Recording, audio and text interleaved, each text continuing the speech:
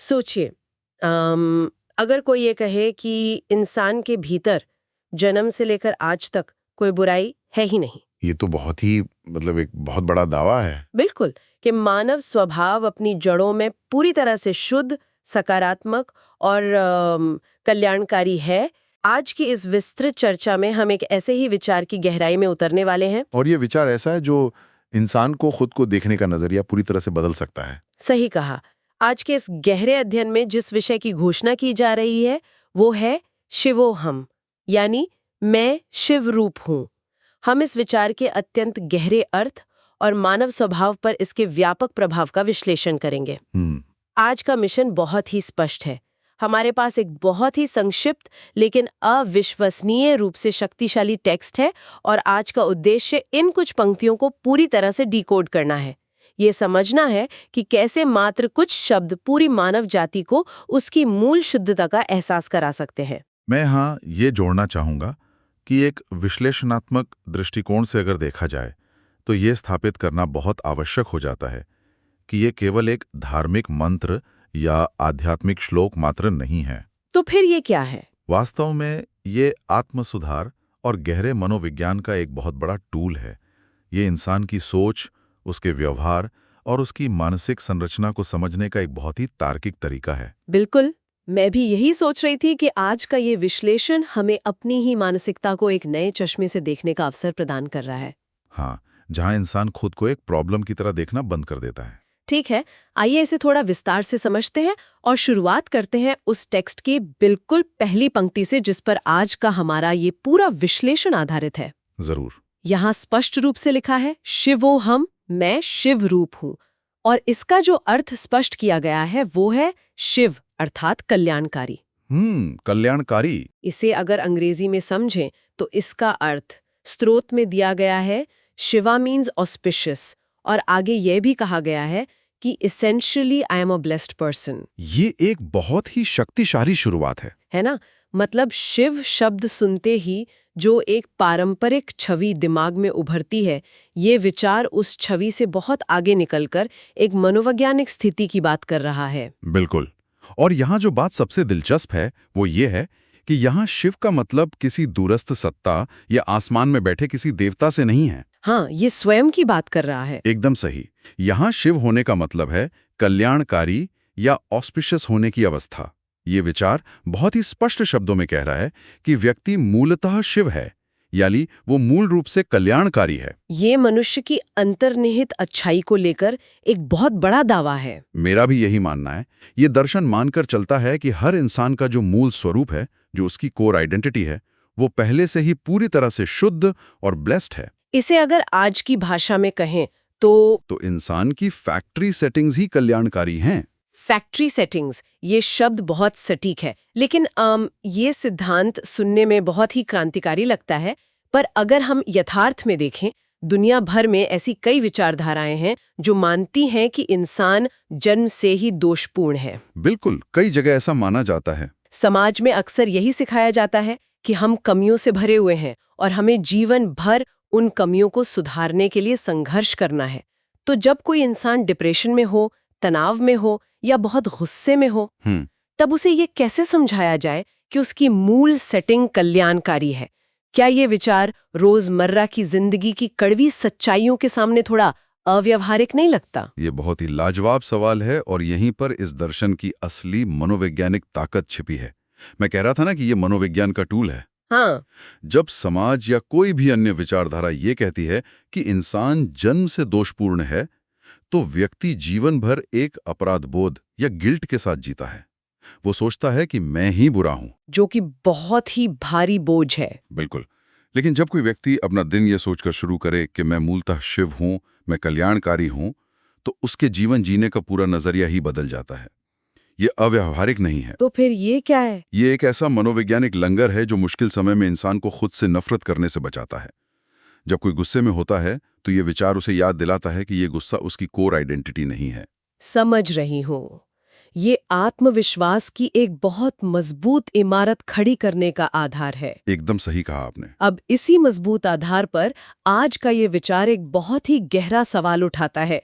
स्रोत में जो सवाल सामने रखा गया है वो कुछ इस तरह है, जब इंसान मूलतः कल्याणकारी है तो मेरी भावनाओं, विचारणाओं, इच्छाओं, चेष्टाओं, अय्यास आदि में अशिव का कोई स्थान कैसे हो सकता है? ये बहुत ही तार्किक सवाल है। हाँ, इसे अंग्रेजी में अगर कहें जो स्रोत में दिया है, how can there be any place for evil in my thoughts, feelings और एक्शंस। अगर हम अंदर से इतने ही शुद्ध हैं तो फिर ये बुराई या अशिव इंसान के अंदर पनपता कैसे है? इस तार्किक चुनौती की गहराई को समझने के लिए हमें आज की चर्चा में शामिल इन 5 शब्दों का बहुत ही धीमा विश्लेषण करना होगा। भावनाओं, विचारणाओं, इच्छाओं, चेष्टाओं और अयास। बिल्कुल, ये कोई साधारण सूची नहीं है। ये हमारे दिमाग की पूरी चेन रिएक्शन है। सबसे पहले आती हैं भावनाएं, फीलिंग्स।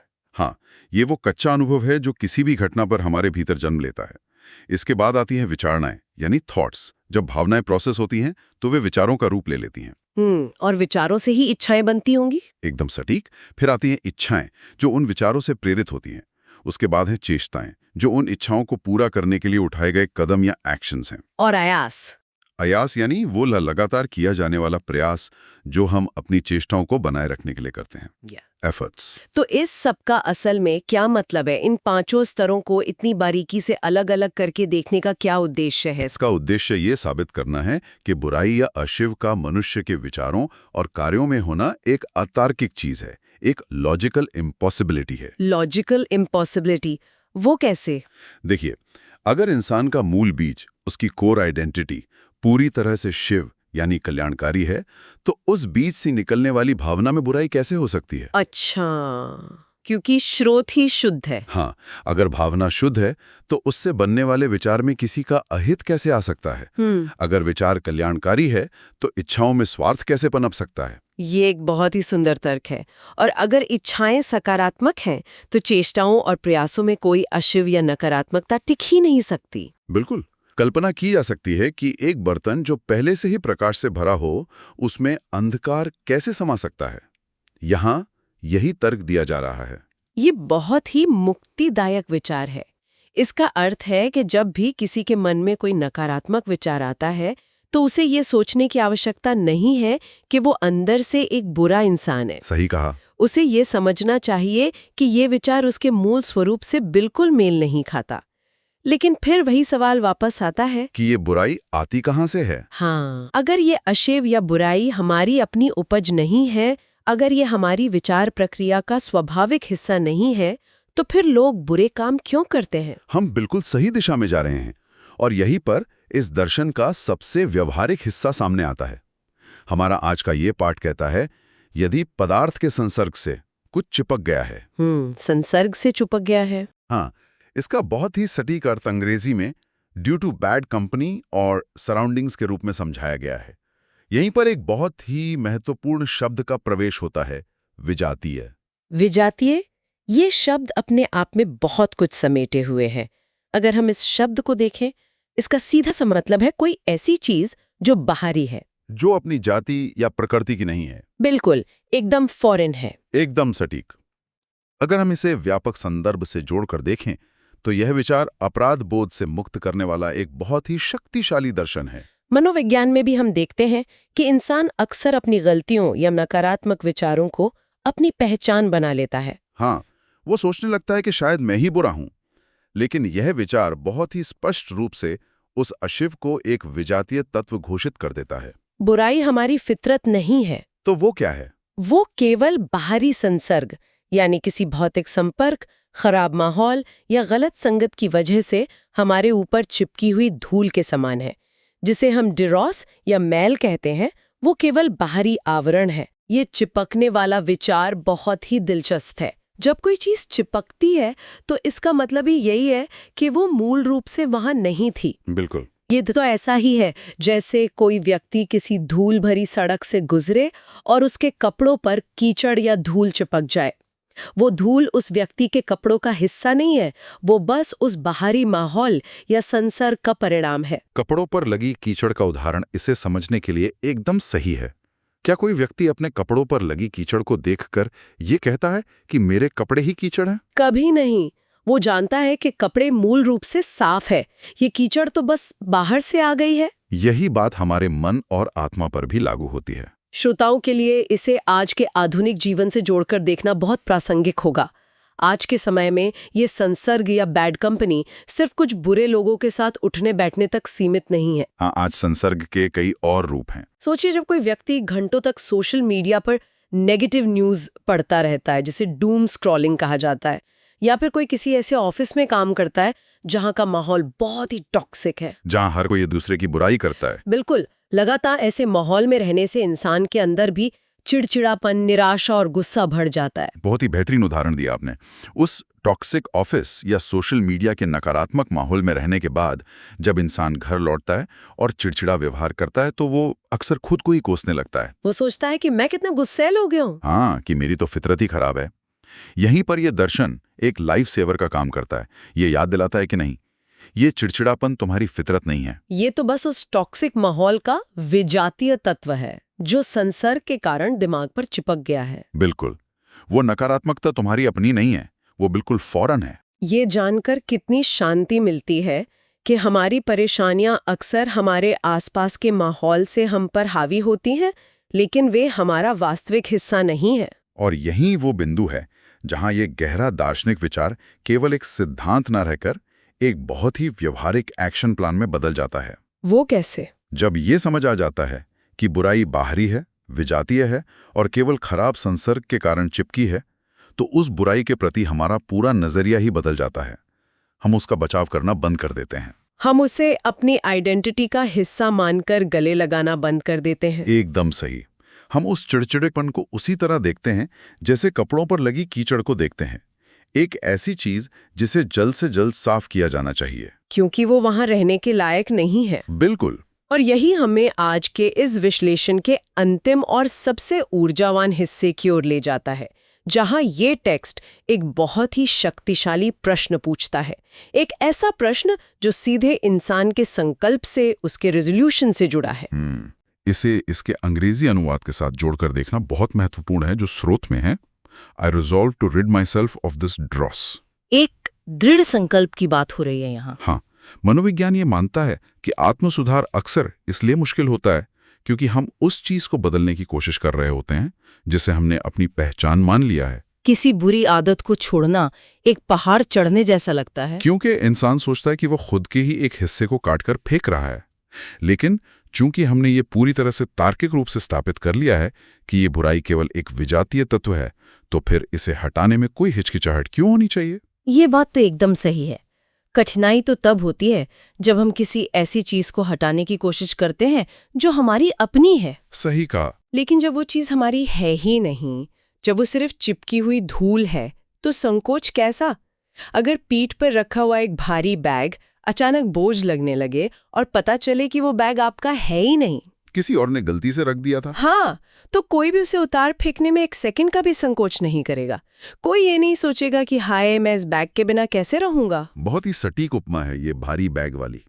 उसे हटाने में क्या संकोच, क्या कठिनाई? ये सिर्फ एक सवाल नहीं है, ये एक सीधी चुनौती है हमारी उस मानसिकता को जो अपनी ही कमियों से प्यार करने लगती है या उन्हें अपनी नियति मान लेती है। बिल्कुल।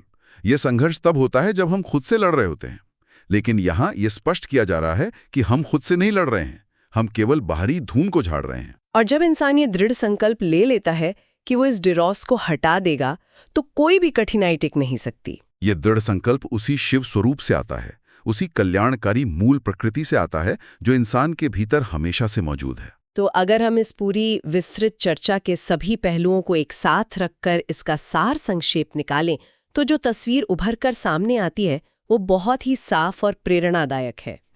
मुख्य निष्कर्ष ये है कि इंसान मूल रूप से शिव है, यानी पूरी तरह से कल्याणकारी और शुद्ध है।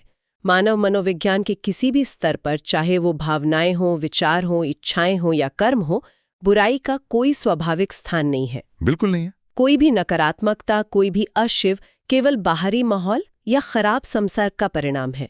वो एक विजातीय तत्व है जो सिर्फ ऊपर से चिपक गया है, और चूंकि ये बाहरी धूल है, इसलिए इसे एक दृढ़ संकल्प के साथ बिना किसी कठिनाई के साफ किया जा सकता है। इस पूरे गहन विश्लेषण पर अगर मैं एक अंतिम विचार रखूं, तो यह सोचना बहुत ही प्रासंगिक होगा कि यह पूरी सोच आज की दुनिया में एक बहुत मजबूत मेंटल फिल्टर का काम कर सकती है। Mental filter. हाँ, आज जब हर तरफ सूचनाओं का अंबार है, सोशल मीडिया का शोर है और नकारात्मकता बहुत आसानी से दिमाग पर हावी हो जाती है, तब ये दर्शन उस नकारात्मकता को हमारी आइडेंटिटी का हिस्सा बनने से रोक सकता है। ये बहुत ही काम की बात है। जब भी कोई बुरा विचार या निराशा सामने आए, तो ये मेंटल फिल्टर तुरंत सक्रिय होकर बता देगा कि रुको, ये मैं नहीं हूं, ये तो बाहरी है, विजातीय है। ये इंसान को अपराध बोध से निकालकर उसके सबसे सशक्त रूप में स्थापित करने का एक शानदार तरीका है। ये मेंटल फिल्टर का कॉन्सेप्ट वास्तव में श्रोताओं के लिए रोजमर्रा की जिंदगी में बहुत उपयोगी साबित हो सकता है। लेकिन आज की इस चर्चा का समापन करते हुए मेरा ध्यान एक बहुत ही रोचक और गहरी दिशा की ओर जा रहा है। वो क्या? जो इस पूरे दर्शन से ही जन्म लेती है, लेकिन एक बिल्कुल नए स्तर पर सोचने को मजबूर करती है। श्रोताओं के लिए सोचना दिलचस्प होगा। जरा सोचिए, अगर हम ये मान लें कि हमारी अपनी सभी बुराइयां, हमारा गुस्सा और हमारी कमियां केवल बाहरी धूल या विजातीय तत्व हैं, जो हमारे मूल स्वभाव का हिस्सा नहीं है, तो क्या ये विचार हमारे आसपास के लोगों को देखने का हमारा पूरा नजरिया नहीं बदल देगा? ये एक बहुत ही गहरा सवाल है। अक्सर हम दूसरों की गलतियों या उनके बुरे व्यवहार के लिए उन्हें हमेशा के लिए एक बुरा इंसान मान लेते हैं। लेकिन अगर दूसरों की बुराइयां भी उनके मूल स्वभाव का हिस्सा नहीं है, अगर उनका क्रोध या उनका स्वार्थ भी केवल उन पर चिपकी हुई धूल का नतीजा है। बिल्कुल। शायद अगर हम इस नजरिए को अपना लें, तो हम समाज को बहुत अधिक करुणा और बहुत कम कठोरता से देख पाएंगे। सही कहा। तब शायद हम किसी भी इंसान से नफरत नहीं करेंगे, बल्कि सिर्फ उस पर लगी उस विजातीय धूल को देखेंगे जिसे साफ किया जा सकता है। ये एक ऐसा विचार है जो केवल आत्मसुधार तक सीमित नहीं रहता, बल्कि पूरी दुनिया के साथ हमारे संबंधों को बदल सकता है। ये वास्तव में आज की चर्चा का एक बहुत ही सुंदर और विचारणीय निष्कर्ष है। इस गहरे और उत्तेजक विचार के साथ आज के इस विश्लेषण और इस